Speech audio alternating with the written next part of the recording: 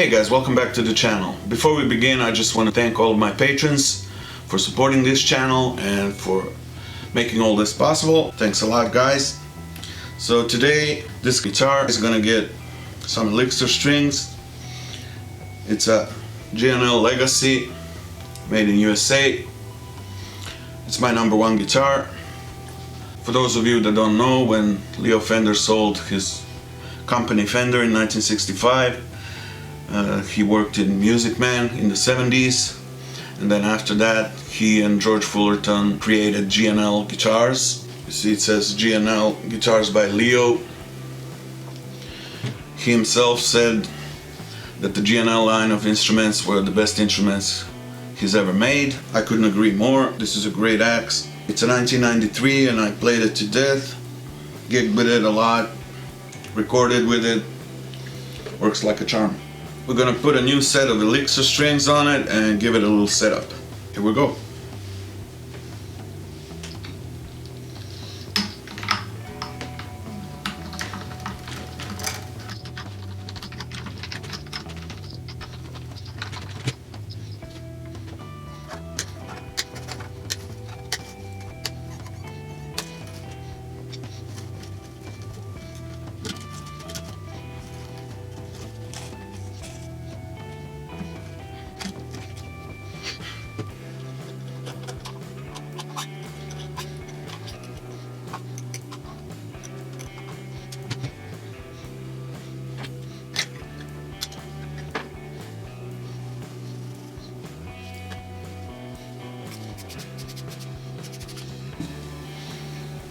We're gonna clean it up a little bit.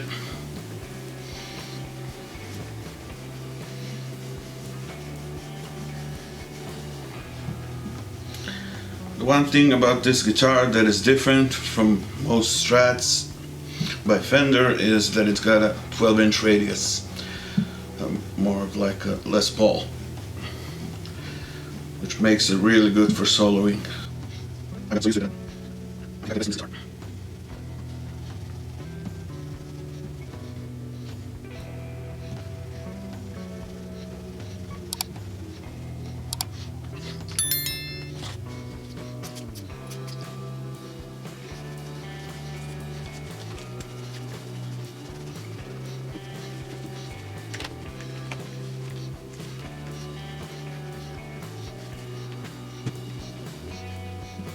This is a good time to clean up the headstock. One of the rare times when strings are not on it.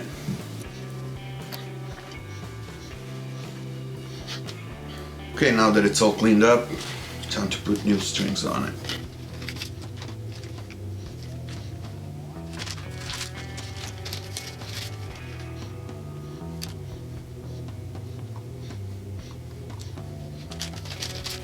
As you can see, I'm putting on a hybrid set, 946. I really like those gauges. You get best of both worlds. You get the slinkiness and easy bending of the 3 thinnest strings that are from the 9 set. And you also get sort of a harder sound from the thickest 3 strings, which are from the set of 10s. And it sounds really great when you're playing riffs on those. Now there's a few tricks on how to stay in tune better with a floating tremolo. First of which is the way you tie your strings. Now there's a lot of opinions about that, but I'm going to tell you what I think.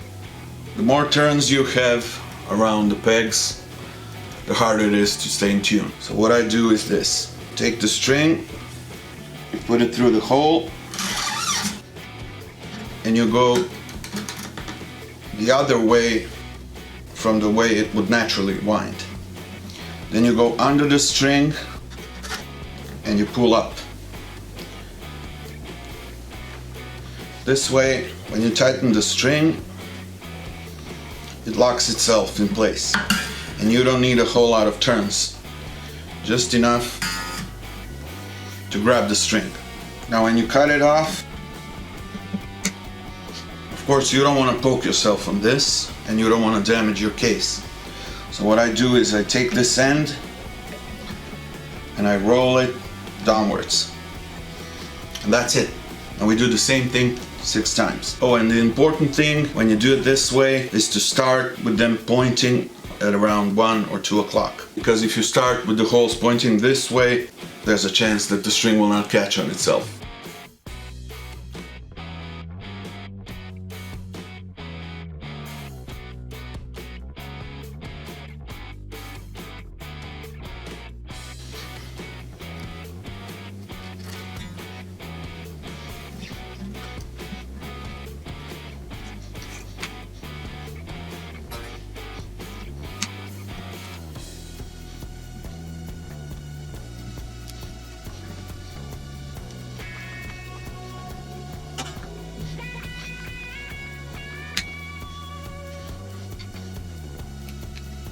Now this system only works on modern tuners that are non-locking. If you have locking tuners, there's no need for this. And also if you have vintage tuners, the ones with the hole in the middle, it's a whole other system.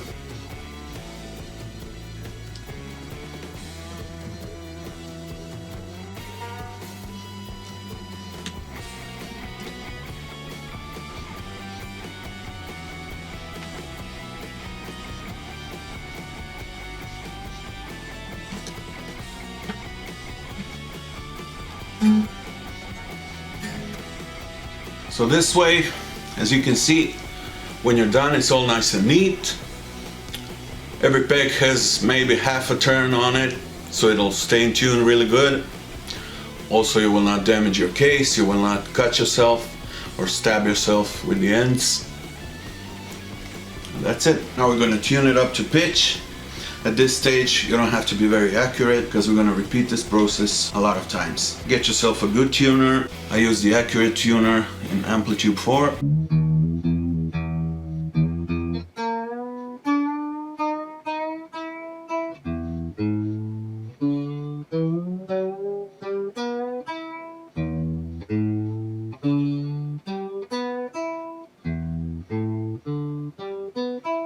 Now this is the most important step for you guys to stay in tune. Whenever someone says, my tuners are not good, my tremolo sucks, it doesn't stay in tune, I guarantee you 99% of the time they didn't do this step. And what step is that, you ask? It's stretching your strings. You don't have to use a rag, but I do because my hands sweat a lot and I don't want it under my strings.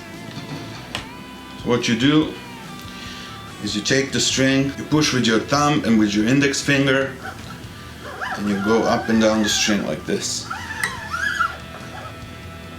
I do it vertically. This will stretch the string so that it doesn't stretch over the first few days. It stretches right away, so you don't have so much trouble with tuning. Make sure to go all the way, even past the nut, if that's possible. But be careful not to break the string. Now rinse and repeat.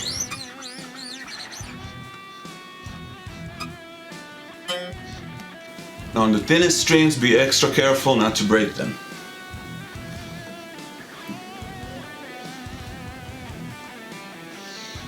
You gotta be a lot gentler than on the thick strings.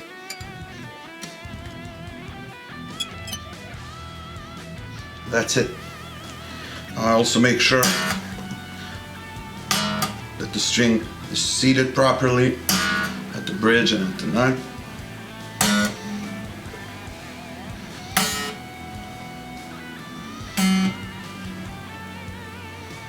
Again, be very careful with the thin strings.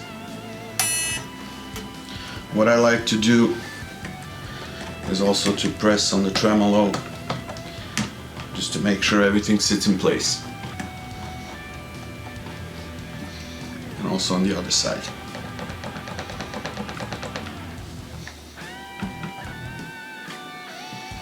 Okay, let's tune up again. As you can hear, almost all the strings dropped at least a semitone. And that was just from stretching. Now if you didn't do this, this would happen over the next few days and you would bitch about your guitar not staying in tune, when actually it was just string stretching.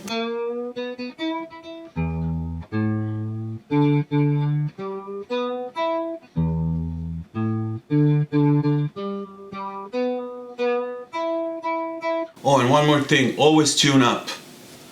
If you go over the note, return it back, and then tune up until it's perfect. Never tune down.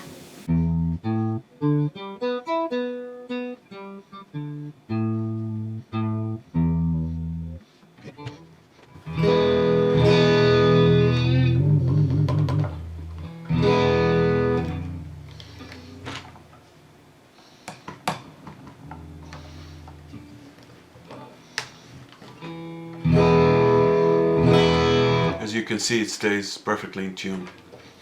Watch this. I'm going to the extremes of my tremolo, which is floating, as you can see. When I strike a chord, it's perfectly in tune. Since I also changed the brand of the strings, we're gonna do a simple setup. First we're gonna check the neck relief.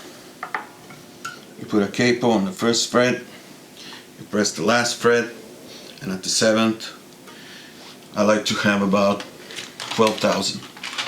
Use feeler gauges for this.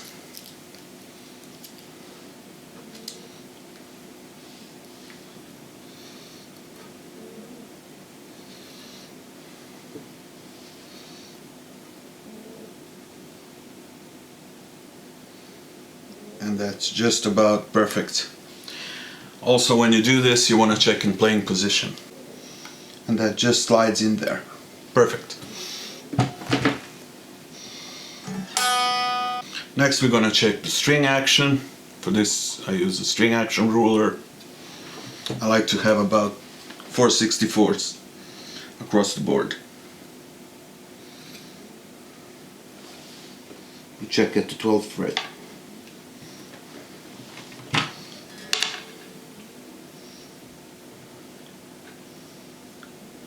That is 4, also 4, 4, a little over 4, 4, and a little over. So the G and the E need to come down just a hair.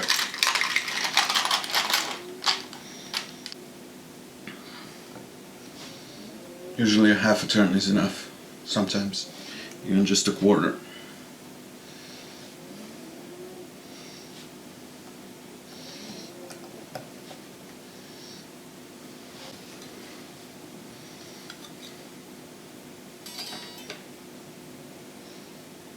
Okay. Now we need to make sure that it doesn't fret out.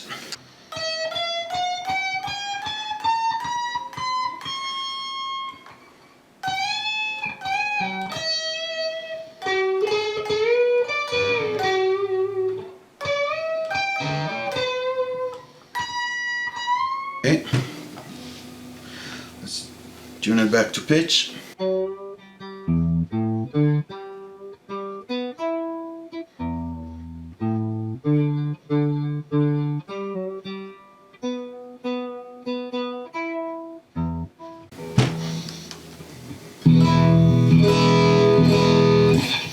Okay, we got the neck relief right, we got the action right. The only thing that's left is intonation.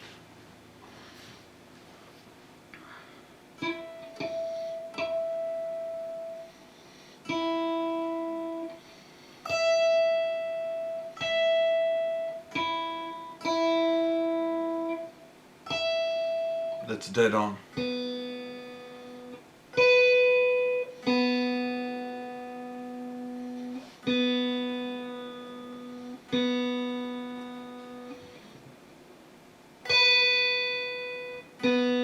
It's a little sharp, so that means the saddle needs to go back a little.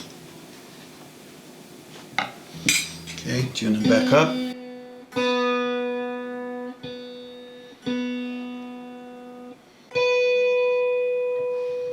A little bit more.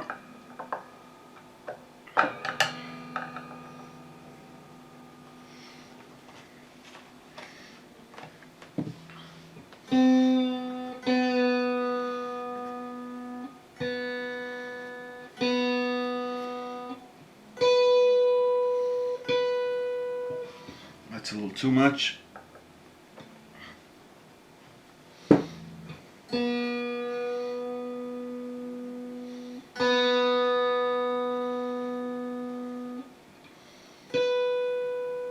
Perfect. And rinse and repeat.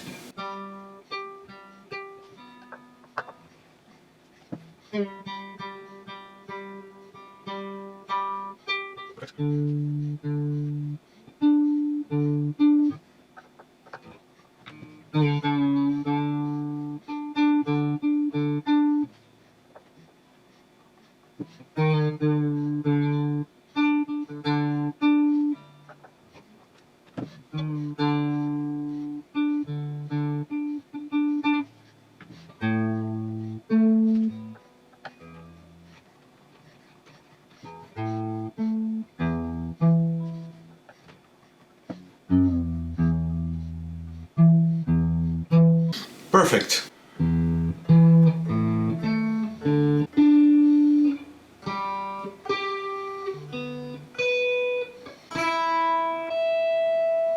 Let's try it out.